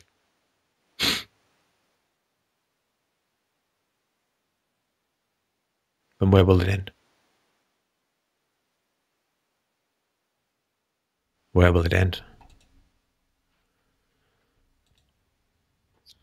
Well, speaking of it ending, I mean, there's only so much, as much as you want to take action, it's like, well, it's going to be hard for my actions to withdraw the U.S. from the Middle East. But as far as what I can do, in other words, it's not the it's not the elites that are, or the Hillary Clintons, the Henry Kissingers that are doing this. These are the people in uniform, and that's why I wanted to ask: am I just like them, or is it something that I don't want to say they can't control? I don't want to strip them of their moral culpability. But here's a quote by Mark Passio. He said, "The order follower always bears more moral culpability than the order giver, because the order follower is the only one who actually performed the action, and in taking such action actually brought the resultant harm into physical manifestation. Order following is the pathway to every form of evil and chaos in our world." And if my moral support, my friendship with people who are in police and military are doing this, am I? I'm not robbing the bank, but I feel like I'm driving the getaway car. I don't know, Keith. I don't have any particularly I've cornered the market on how to solve this problem. I don't. That's part of the horror, right? Part of the horror is this stuff. This shit should stop. And how? How? I do know that we need to grit our teeth and tell the truth. We need to grit our teeth and tell the truth, and we need to make people uncomfortable with their blindness. We need to make people uncomfortable with their not knowing. Like the ancient Greek philosopher said, we need to value the truth more than we value our friends. You can't have friends without the truth. You can only have conspirators, co-conspirators. Mm.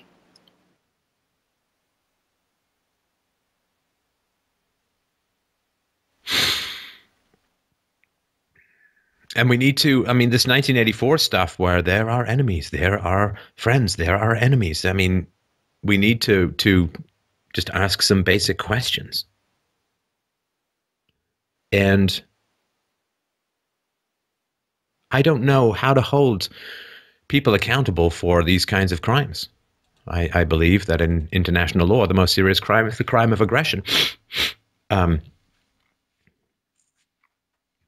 The invasion of a sovereign nation that has not threatened you. Or maybe the overthrowing of a government that is not, I mean, how?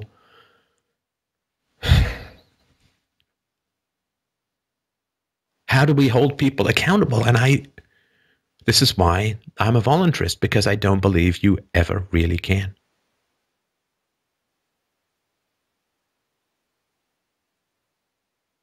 And what can we do? There's two things that I think are important. And number one is just share. Just share the facts and the information. This stuff doesn't come out of nowhere. I mean, has Switzerland ever been attacked by terrorists?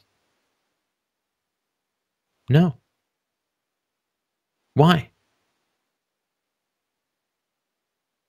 Because they're not attacking the Middle East.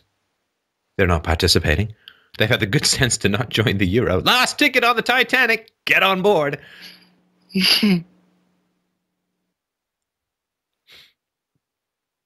If, there are examples where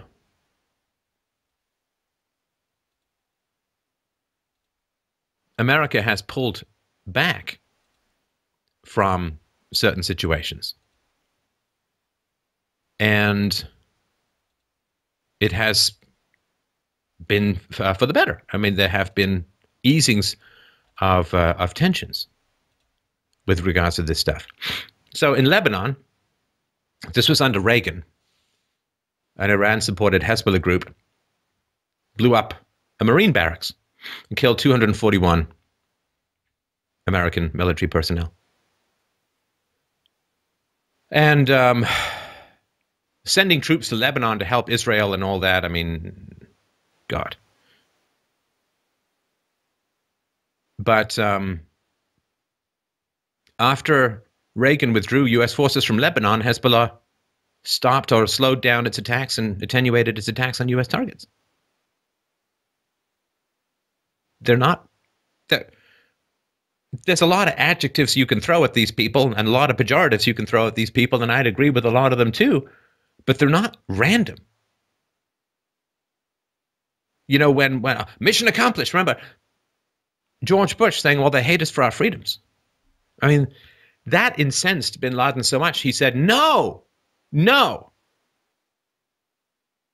we do not hate you for your freedoms. We hate the fact that you have countless troops stationed in Saudi Arabia.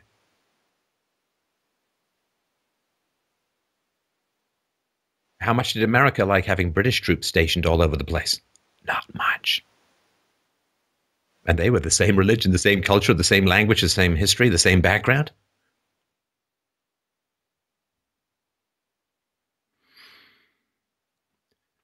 In many surveys in non-Western countries, people are asked, what is the number one threat to world peace today? Do you know what they answer? U.S. Western imperialism? America.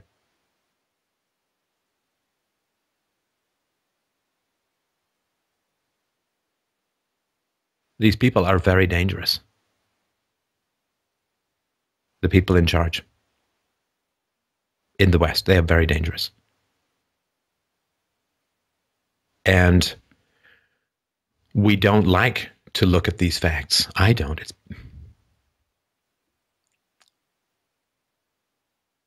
As I've said before, I hate that someday I'm going to have to tell my daughter about the world that is. It's all right. I am moving every heart and mind muscle I have to make it better. But at least my daughter is going to grow up to be told, which is more than we can say for countless children in the Middle East. You know, prior to 1990, almost all of the deaths of U.S. troops happened outside the Middle East. Since 1990, almost all the deaths of U.S. troops have happened in the Middle East. And for what? What has it got us? What has it gained us? Well, it's made a lot of daddy warbucks and their friends exceedingly rich. The military-industrial complex, the satanic feasting on innocent blood, is doing pretty fucking well. I'm sorry for the swearing.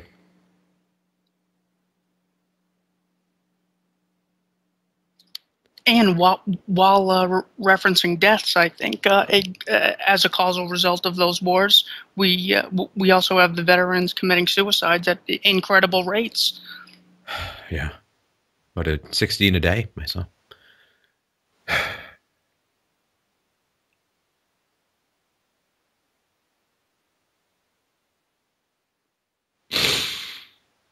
They literally could get people, I mean, they could get us all killed.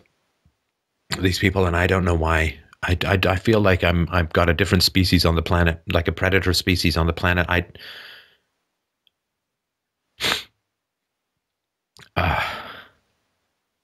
don't know. I don't know what they think they're doing. I don't know what the plan is. I don't know what the goal is.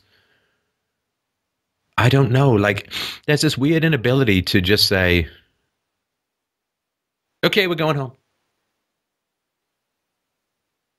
You know, I mean, when you've just trained bin Laden on how to take down an empire, on how to take down a giant military power through wars of attrition, economic warfare, when you've just done that and he says, hey, you know, it'd be really great if you guys took your troops out of Saudi Arabia. I don't know. Is it crazy for me to say? You might want to listen to that?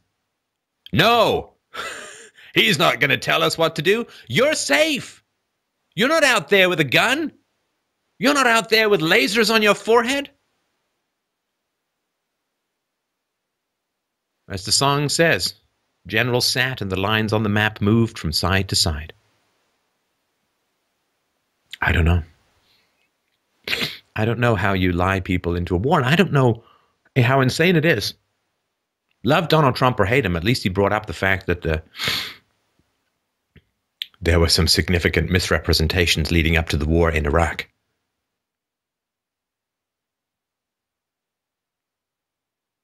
When do they stop? When do they stop doubling down? Iraq didn't work. I don't know. Let's destabilize Libya. Let's destabilize Syria. Let's destabilize everything we can get our hands on. Maybe the next destabilization will really work. No, because they provoke blowback. And then they say, well, sorry about your rights, people, but you know, you're in danger now, so we better take away some more of your rights.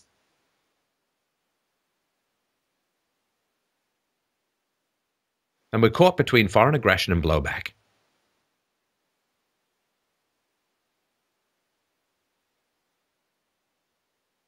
And we worry about losing our rights. And we should. But people in the Middle East worry about losing their lives, which is a little more serious. So Keith, I don't know.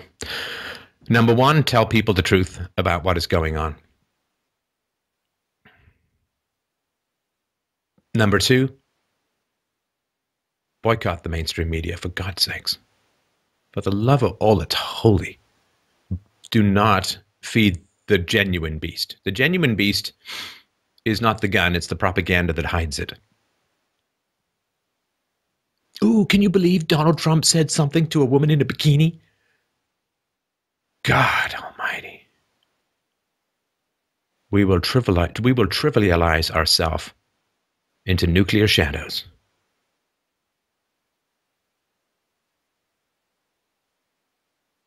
And until the media starts talking about the stuff that matters,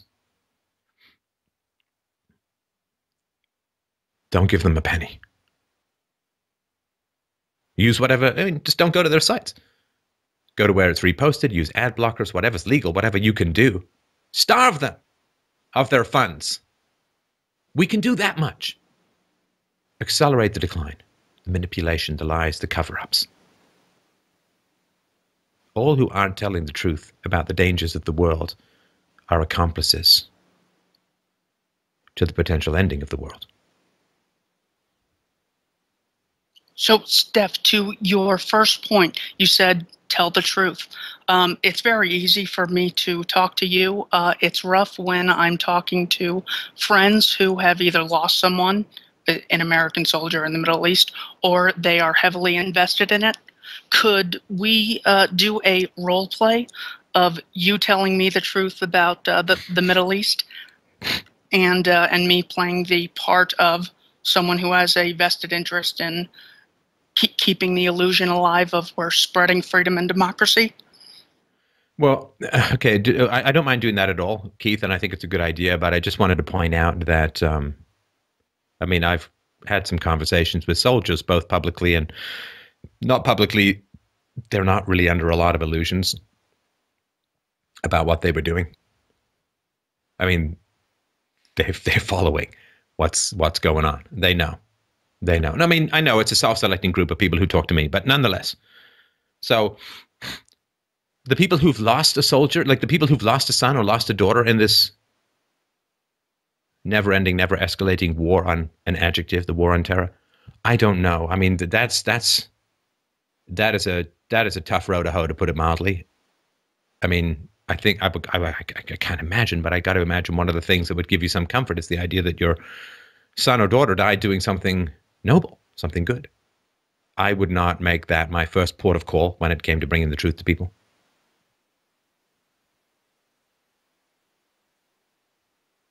Right, they're not all going to flip like Cindy Sheehan, right? Sure. That's a volatile thing to talk about. Yeah, and that was my motivation behind emailing Mike. I mentioned that in my email.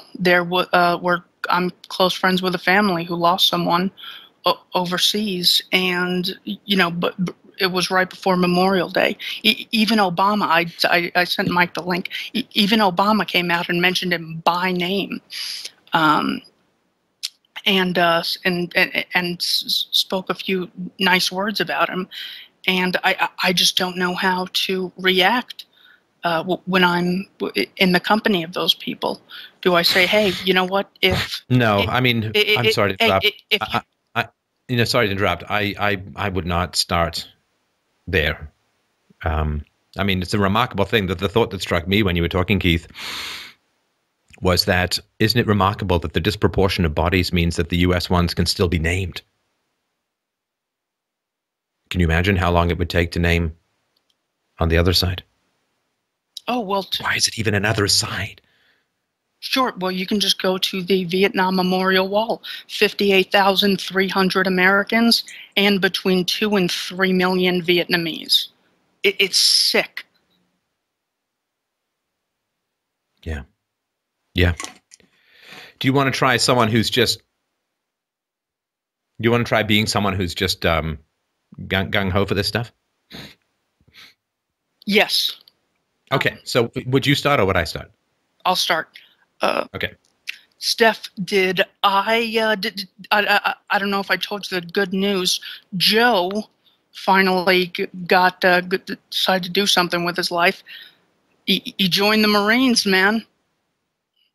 You believe it? Now, hang on. I thought we were going to have more of a political discussion. Now, if you're going to say Joe's thinking of joining the Marines, afterwards it's a little tough, right? Because after someone's joined the Marines, let's say it's their friend or best friend or whatever, after someone's joined the Marines, it's going to be pretty tough because you can't back out, right? You can't sort of, like, if he's thinking of doing it, that's one thing. But I'm not sure I'd have a long conversation with someone whose best friend just joined the Marines. Because that's you got to expend your energies where you can do the most good, and I'm not sure of that. So I'm sorry to interrupt at the beginning. Can we just say Joe's thinking of joining the Marines? Absolutely. So, Okay. Steph, Joe is thinking about finally doing something with his life, and he's thinking of joining the Marines. And that's a good thing, you think? I mean, it's incredible. I mean, imagine the bravery going overseas to risk your life for the freedoms of the people here. God, I just think that would be incredible. So the freedoms of the people here, I mean, since the majority of the conflicts are going on in the Middle East, I think you're making the case. I just want to make sure I understand. You're making the case that Joe going overseas, going over to the Middle East to fight, do something, is going to enhance our freedoms here? Well, not enhance, but the big infringers of freedom are in the Middle East, as we saw on 9/11. So by Joe's going there, he's stopping that from happening again. Absolutely. So Joe should go and fight in the Middle East because some people from the Middle East did 9/11? Well, they did it in the name of their ideology. I mean, sure, I'm willing to accept that. I mean, I'm not saying I believe that, but I'm willing to accept it at this point of the conversation. Sure. So the principle is that if you are attacked, you should attack back.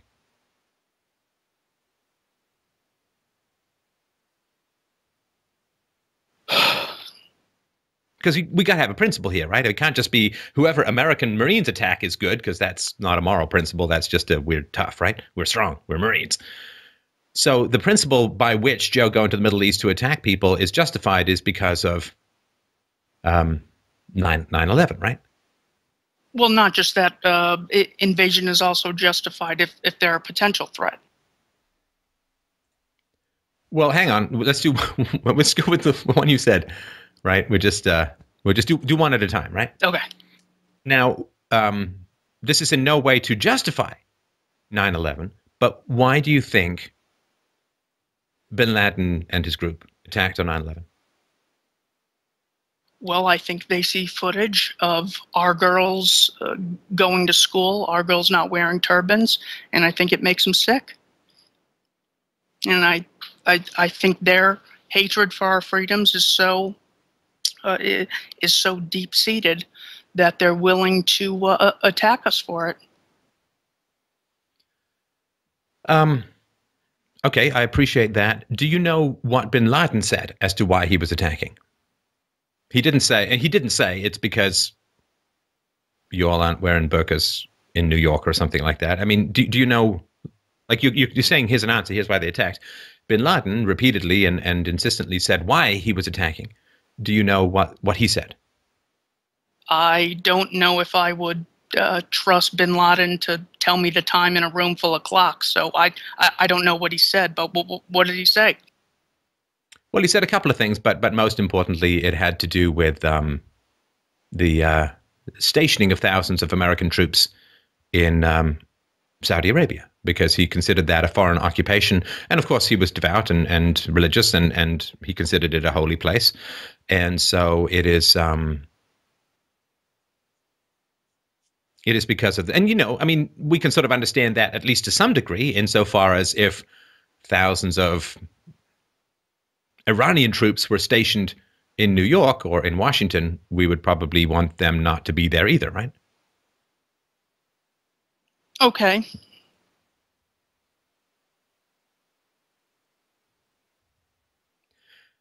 And of course, bin Laden is dead.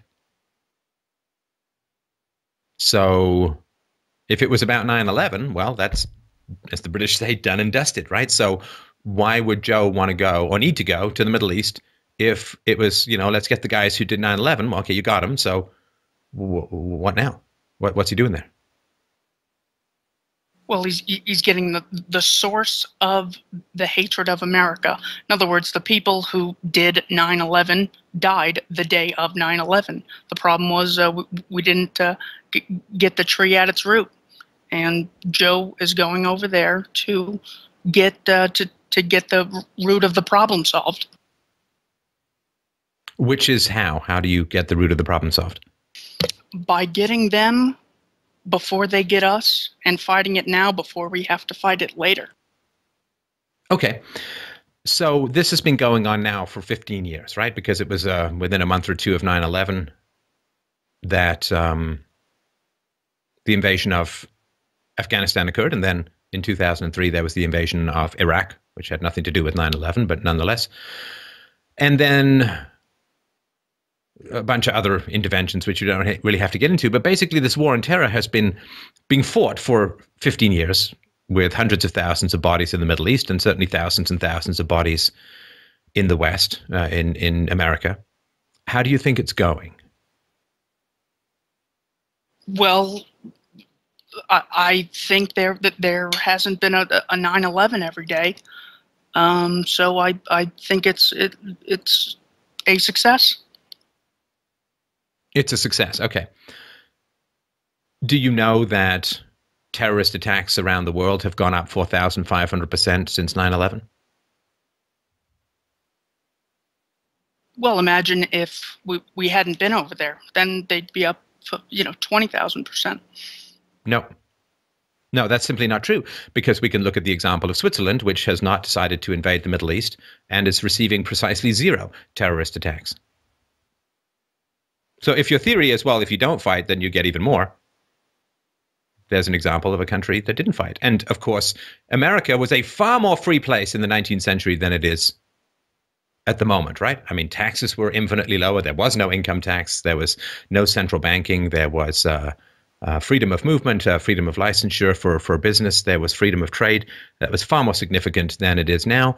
Certainly up until the late 19th century, most kids went to private school, and you weren't forced to pay for government schools and all of that. So America was far more free in the 19th century, and it was very easy to get in, right? I mean, there was basically, if you weren't coughing up a lung when you stepped off at Ellis Island, you could join America, right? You could come and live in America. You didn't need a green card. You didn't need paperwork. You didn't need E-Verify, right?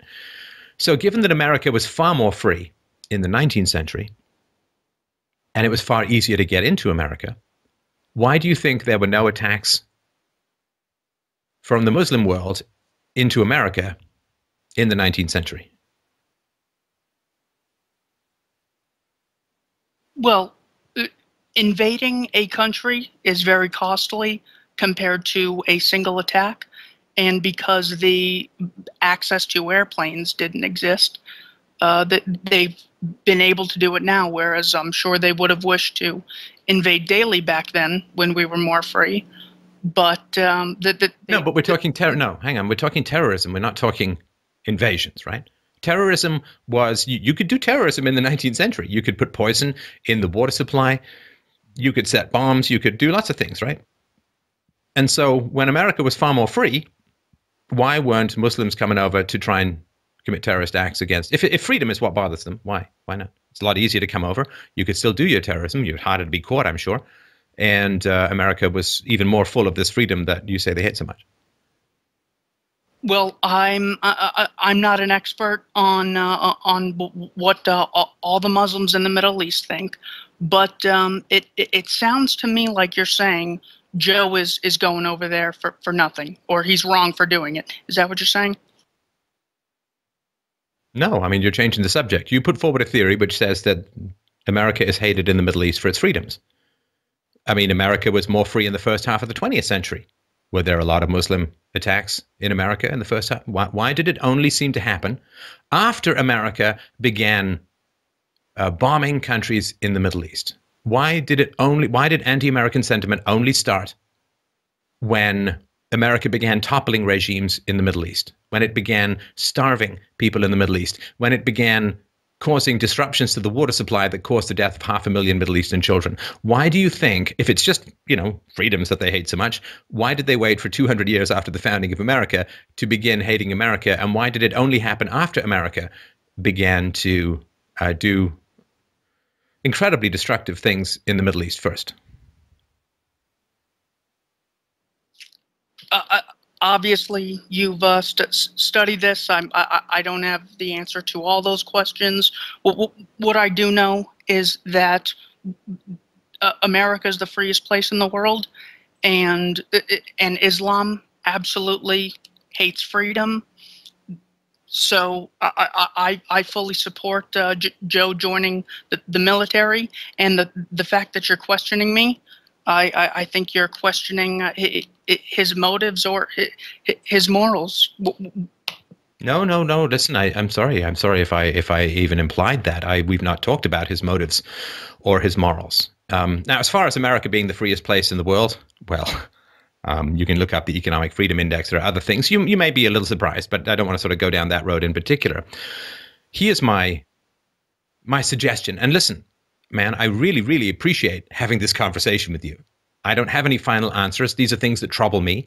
I'm not going to tell you it's this or it's that, right? But these are questions that I have. Because, when it comes to pulling triggers, which is, his job is going to be to break things and kill people. I mean, that's what the army does. And when it comes to deciding to put your life into the hands of people who are going to tell you who to shoot, I think we can really understand that that's a very serious moral business where you wouldn't want to make a mistake, right? I mean, I'm not comparing these things, but if you're like, wow, I'd really like to join the Wehrmacht in 1939 or something, that would not be a very good decision, right? And again, I'm not directly comparing. I'm just saying that when it comes to, I'm going to sign up to these people, they're going to have the legal right to tell me what to do or throw me in jail. They're going to have to tell me who to kill or throw me in jail. That is a very serious moral business, and we should be very careful about making those decisions, because once you go into the army, they own you, right? I mean, you can't. I mean, you can try and get out and a conscientious objector or whatever it is, but it's tough, to put it mildly, and it's a very difficult thing, and we'd rather not have that happen. And I appreciate even just being able to raise these questions with you. I get that it's troubling. I get that it's confusing, and it may be enraging for sure. And my only suggestion is I don't know all of the causes behind everything that's happening. You don't know either. I don't know if anyone does, but there are important questions to be asked. And I appreciate you allowing me to ask these questions. My only suggestion is, and I'd like to talk about this stuff with Joe if he's available at some point before he signs, but I appreciate being able to talk about this stuff. My suggestion would be, and maybe I can send you a couple of links, but just look into what some of the causes were. You can diagnose a cause without excusing the manifestation, right? Like if you say lung cancer is mostly caused by smoking, you're not saying that means lung cancer is okay, right? You determine the causes because you don't like the manifestation, not because you do, right? So if god-awful U.S. foreign policy has caused the deaths of hundreds of thousands of Muslims, and then they get angry at the United States and they fight back, and in their mind, they're like Luke Skywalker and America's the Death Star or whatever. When you say, okay, there's some causality here, you're not saying it's okay. You're saying it's so not okay, I want to stop the cause. I hate lung cancer so much, I want to describe the cause to minimize it. Does that make any sense? I guess. Yeah, as far as talking to Joe, you can call him anytime and thank him for you having the right to say this, that he's going there to protect. You have this right simply because there are people defending your freedom to have it. Well, and listen, I understand that the rights need some defense. And I want us to spend the lives that we need to spend to defend our freedoms, or may need to spend to defend our freedoms. I want to spend them as wisely as possible. I'm not entirely positive that going around the world sticking something in hornets' nests and then having to run away from the wasps, that is not hornets. That's not what I want. if this man is willing to lay down his life for freedoms, I really, really appreciate that. But it would be a genuine tragedy if he risked his life and we ended up with less freedoms. We certainly have fewer freedoms now than we did before 9/11, right? And there's a lot of people have been killed, Americans, and many, many more people in the Middle East have been killed or have died as the result of the invasions. And now there are, 65 million people on the move around the world, to some degree as a result of these kinds of disruptions. And I would sure hate for him to spend or risk his life on something that wasn't actually adding to my freedoms, but instead increasing my risk, and which would not be necessary. So I will certainly call him. And again, I'm not saying I have any final answers. These are questions that trouble me. But the worst that can happen is he proves me wrong. I end up wiser, and he ends up finding out he's making a great decision.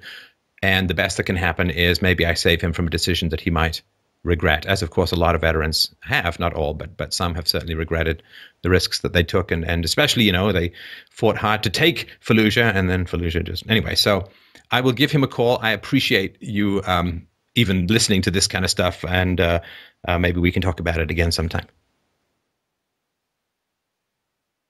That was terrific. Yeah, how so?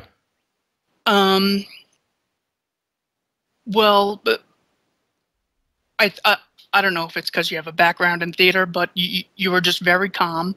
You didn't sort of have like a tone behind each of the questions, whereas it's difficult not to, when you're passionate about something. So it seemed like you really approached it from the point of being curious, and you weren't just making up questions. You were choosing the questions as I gave you my answers. So you were walking me through my own reasoning.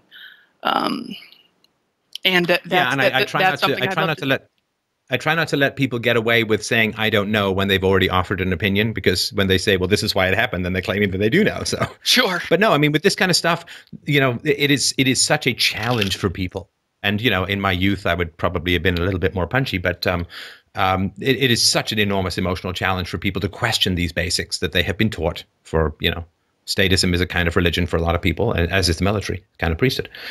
And so, yeah, I recognize that it's a big, big challenge for people to start questioning this stuff, which is why, sort of patience, humility, and water wears away stone can, I think, be a good approach. And that's if it was a one-on-one conversation. If we were doing sort of public debate, it would probably be a little different, but I'm glad it was helpful. Yeah, absolutely. Thank you so much. You're welcome. So, keep us posted on how the conversations go, and I hope that they go well. Thank you so much for your time and the emotion you put into every episode. There's one thing I wanted to mention to you. The other day I was watching a Walter Block interview, and he said, I met Murray Rothbard in 1966, and I said, how many libertarians are there? Like, how many real non-state anarcho-capitalist libertarians are there? And he said that Murray Rothbard said, probably 25. And then a few days later, you put out a video called 100 million. And it just almost brought me to tears. I mean, I just wanted to thank you directly for giving a voice to the moral side of things, the libertarian arguments. That just stood out to me so much. I wanted to let you know about it. Oh, thank you. And 1966, if there was 25. If I was born one, then there was 26 after September. But, well, thank you. I appreciate that, Keith. And you're certainly welcome back anytime. And I appreciate all of the questions and the passion and commitment that you bring to these topics. Take care, Stefan. Thank you, Mike. All right.